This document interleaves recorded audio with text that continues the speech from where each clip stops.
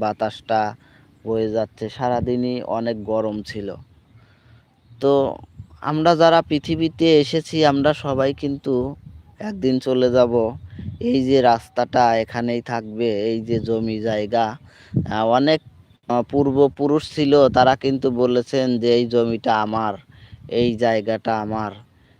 এইভাবে কিন্তু সেই পূর্বের থেকেই যারা ছিলেন তারা কিন্তু বলছেন। আমিও আমার আ আ যা আমার আ বাপের যে সম্পদ আছে তা কিন্তু আমি মাঝে মধ্যে বলে থাকি এটা আমাদের। এই সম্পদটা কিন্তু আমাদের। মাঝে বলি তা বাদে আমি মনে করি এই সম্পদ একদিন এখানেই থাকবে। আমি থাকবো না। এই সম্পদ হয়তো আমার ছেলে বা অন্য কেউ খেতে পারে। ছেলের ভাগ্যে নাও থাকতে পারে। সে বিক্রি করে দিল আরেকজন খেতে পারে।